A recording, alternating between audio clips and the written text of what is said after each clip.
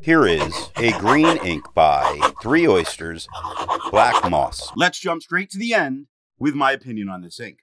The paper I'm using here is a Maruman Mnemosyne Notebook. This looks very frequently close to black on the page, but it is really a green so dark it can at times appear black. I do enjoy the green undertones that I get with this. It honestly looks better on the page than one of my favorite black inks, Noodler's Dark Matter, which is a black with green undertones, but this is a super dark green. It was pleasantly surprising here, as I was really expecting much more green. I like what I'm seeing.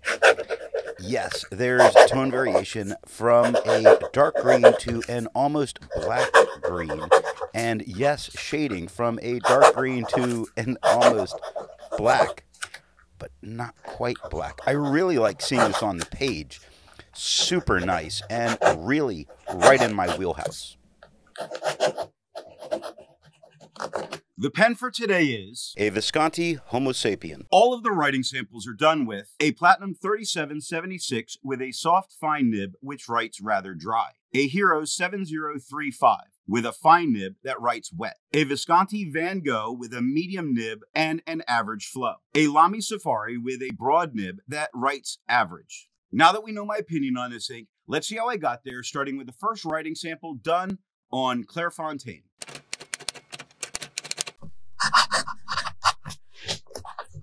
Looking at the soft fine nib, we get the lightest tone that we're going to get on the page with no feathering, no spread. You definitely see that it is a green shading to black because it shades beautifully every time it's doing it, which is quite frequently from this nib. Really, you don't get very many words without shading. When it does appear to have less, it still is there. Take a look at that on the top line. It is a dark green, and in the H, we have a dark green and an almost black.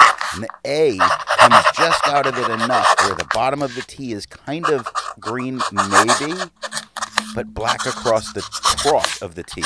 Beautiful the whole way.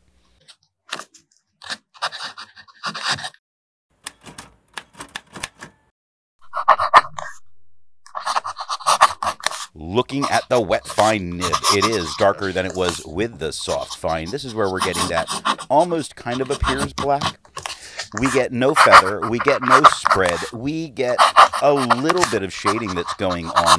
You can see it in not and call and out, or a lot on the second line, a whole lot on the third line. So if this was a black, you might be disappointed that it's shading.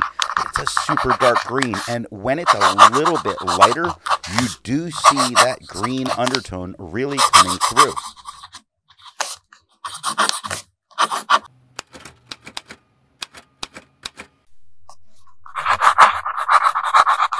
Looking at the medium nib, it is a little darker than it was with the wet fine. It has no feathering. It has no spread. It has almost no shading. I say almost because I can see on down on the third line some of those greens really coming through. I feel like this is just a little wetter pen than I would prefer for this. I'm so enjoying the tone on the page that it's black yet green. Amazing, really amazing to look at.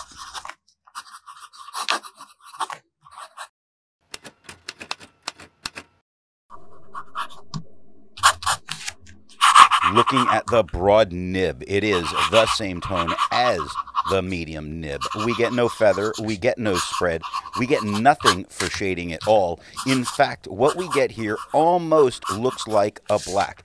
It just barely has that hint of green undertone, but it almost looks black. And if you didn't know better, you would say it is black.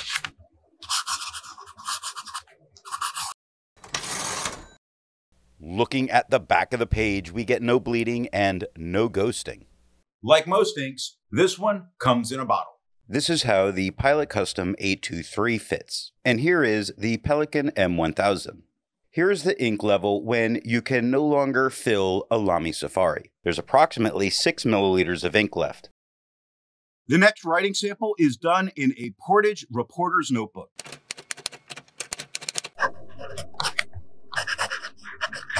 Looking at the soft fine nib, we have the same tone that we had on the Clairfontaine, where we're getting really those greens and blacks here, and it looks so nice to me on the page. No feather, no spread. Yes, it shades. It doesn't shade quite as well as it did on the Clairfontaine, being that we get much more commonly words that are solidly dark. But the shading, for instance, in Cave on the first line, beautiful seeing the green and the black. Same with Already on the second line, or Just on the third line. Oh, so nice.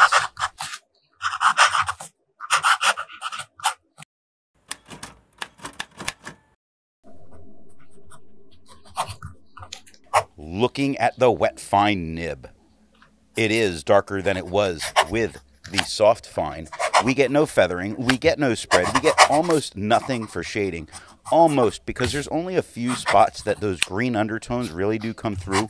We see it on Ponies in the first line, Gave a Very on the second line, or on the third line, sorry, but a majority of it really looks like black on the paper. And if you have to write with black ink in the office and you were to use this, you might get away with it and get to have your own little giggle.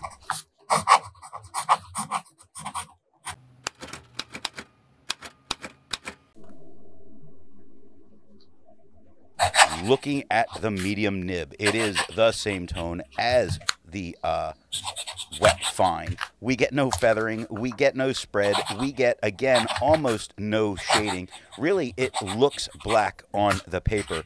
If it weren't for just on the fourth line, Goblins starts with a green and then becomes black.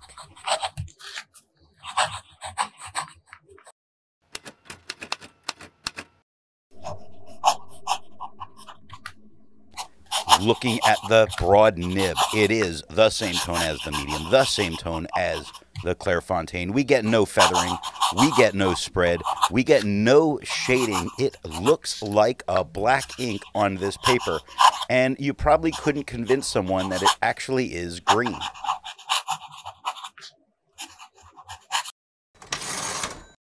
Looking at the back of the page, we get no bleeding and no ghosting. There's a lot to learn by doing multiple chromatographies. The one on the left is immediately put into water for 10 to 15 seconds. The one on the right, marked with a D, is let dry for 10 minutes before putting it into water.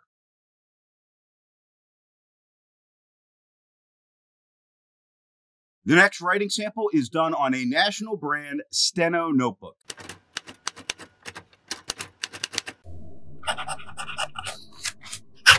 Looking at the soft fine nib, it is a tad bit darker than it was on the Clairfontaine, but shows the green here quite a bit better than it did on the Clairfontaine. I'm hoping it comes through on camera, but I'm seeing it as a very dark green the whole way through, not confusable with being a black. So it's really very nice. I think I skipped it, but we have no feathering and no spread.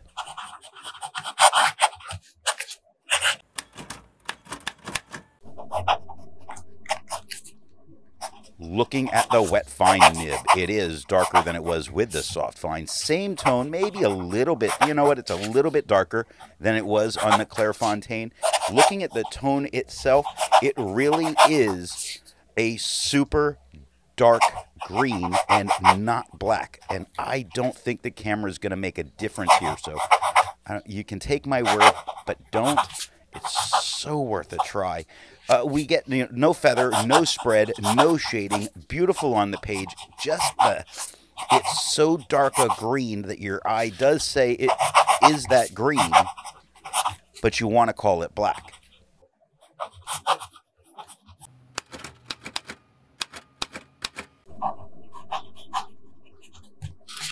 Looking at the medium nib, it is the same tone as the wet fine.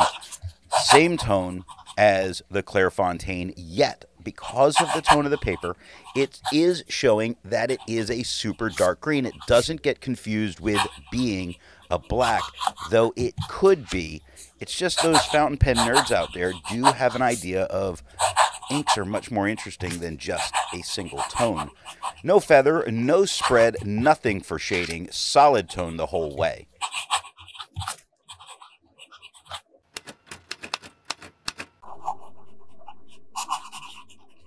Looking at the broad nib, it is the same tone as it was with the medium, the same tone as the Clairefontaine, though a little bit more muted than it was on the Clairefontaine.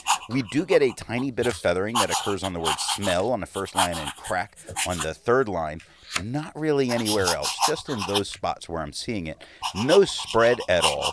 As far as shading, I'm not really seeing shading. I do see a smell. Smell starts a little lighter. The tone here is it's exactly like it was with the medium, where it's almost a black, but in person you see that little bit of, it's definitely a very dark green. So interesting. Looking at the back of the page, we get no bleeding. We have no ghosting. Just great performance. Resistance tests are done to see how this ink can be expected to perform on the page, and more importantly, how hard it may be to clean from your pen. The smear is allowed to dry for 3 days before testing it. The highlighter is on the top left. Pen flush is on the top right. 1/3 bleach solution is on the bottom left. And water is on the bottom right. The next writing sample is done in a Rhodia notebook.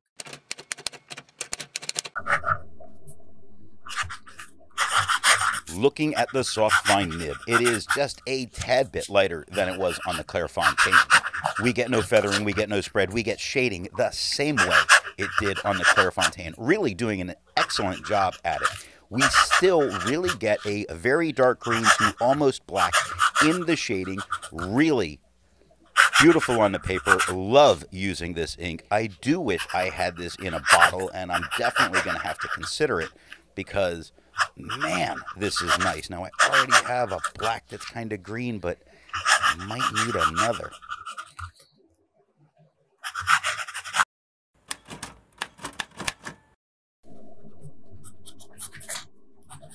Looking at the wet fine nib, it is darker than it was with the the soft fine. It is the same tone as the Clairefontaine. We get no feathering, we get no spread, we have no shading at all here. It all appears to be the almost black green in tone, just enough of it to really make you see it as a super dark green when you're kind of used to. I believe you could pass this off without any kind of major issue in a professional environment.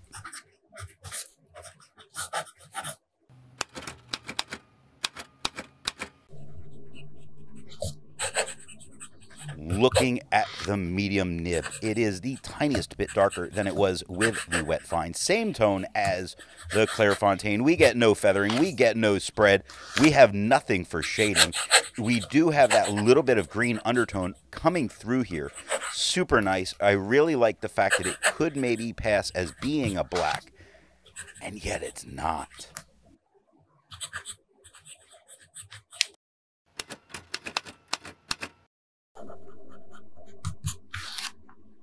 Looking at the broad nib, we have the same tone as the medium, same tone as the Clairefontaine. We get no feathering, we get no spread. We still get that little hint of the greenish undertone. I prefer how it looked in the medium as compared to this broad. It's just slightly different on the eye. I don't think the thicker lines really help this. It doesn't hurt it, but the medium line certainly looked very nice. Looking at the back of the page, we get no bleeding and no ghosting. With over 1,000 inks reviewed, let's take a look at some color comparables. Here is Birmingham Pen Company Shenley Park Thicket Green. Here is KWZ Iron Gall Green No. 2. Here is Noodler's L. Lawrence.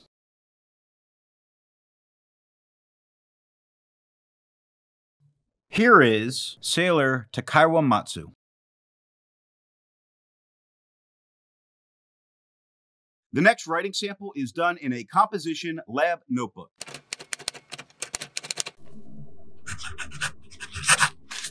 Looking at the soft fine nib, it is just a tad bit darker yet flatter than it was on the Clairfontaine.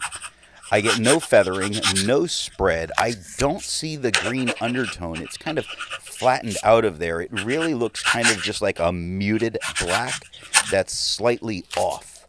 I know that's a really horrible description, but that's the way I'm seeing it. It's just not the greatest black as I'm seeing it on the page, and yet we know it's a green.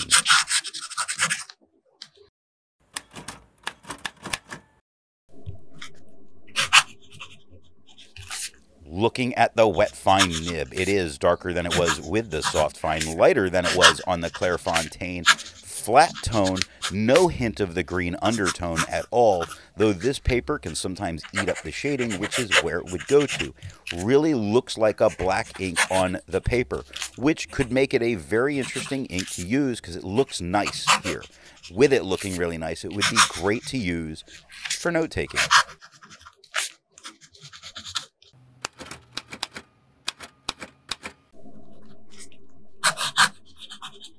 Looking at the medium nib, it is the same tone as the wet fine, a little bit lighter than it was on the Clairfontaine, with no feathering, with no spread, with no shading, with no hint of the green undertone. As a black ink, it's performing very well because it's great solid lines, which is the way that I prefer it to look if it's black.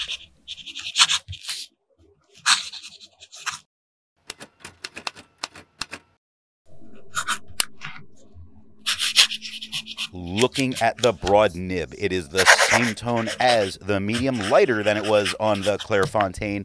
No feather, no spread. It does shade, and I don't like what I'm seeing. It doesn't shade with the green undertones. It shades as kind of a black and gray, kind of like you see in Flop on the first line or Stone on the second line. I am not liking the way this looks here from the broad nib. It just really looks like you have an older ink that's just kind of aging out.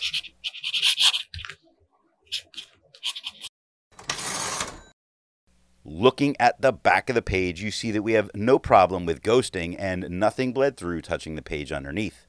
While it's nice to see ink in the same color family, I prefer to find an ink that complements its color on the page. Here is an orange ink by Robert Oster Orange Zest.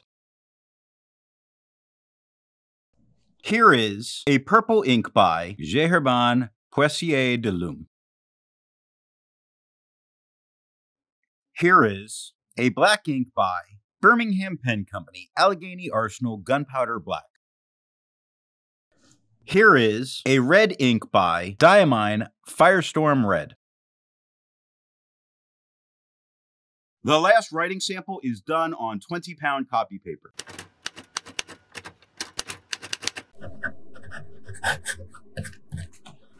Looking at the soft fine nib, it is a little bit darker than it was on the Clairfontaine. Definitely showing more of the green here than it did on the Clairfontaine, at least in person. Now we do get feathering and we do get spread, which should not be a surprise when dealing with copy paper. Shading, yes, actually it does show up. You see it in My and in Smash and in Knocker and in Hammer, so it's definitely there. I think you're missing out if you use this ink on this paper.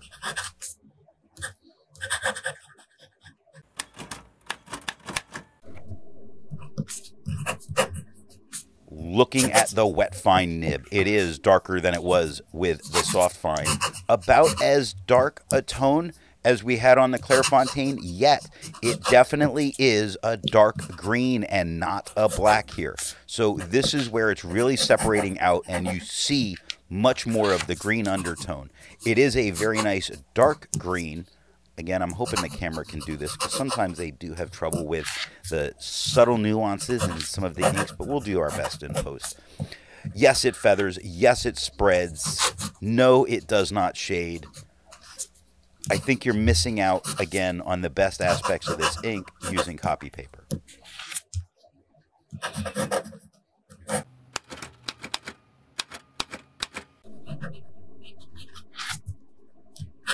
Looking at the medium nib, it is the same tone as the wet fine, lighter than it was on the Clairfontaine.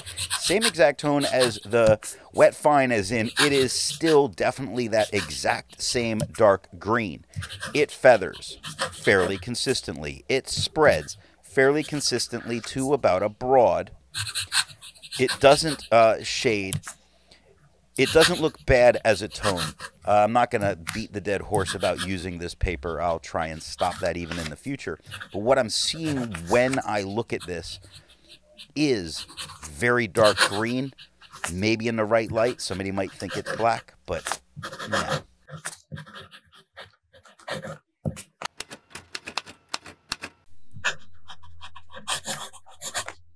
Looking at the broad nib, it is the exact same tone as the medium, lighter than it was on the Clairfontaine. Still really showing that green much more than the almost black. We do get feathering and we do get spread and we do not get shading. We have a very definite dark green that is its own green. You would not find this from any kind of ballpoint pen.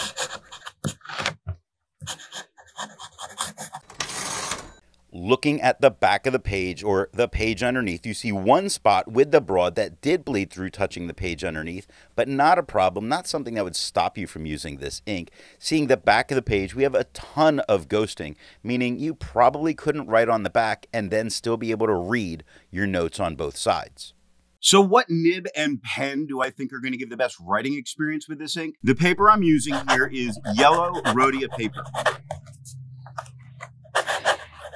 A wetter fine and a medium flow medium gave exactly an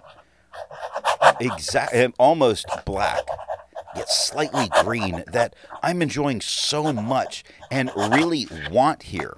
But if you really want more of the green, then the way to go with that is a medium flow broad.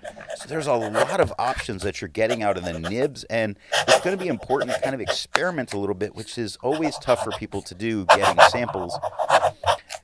I go with, that wet to medium flow fine or medium nib. The medium flow medium was so spot on as a color. It was just wow.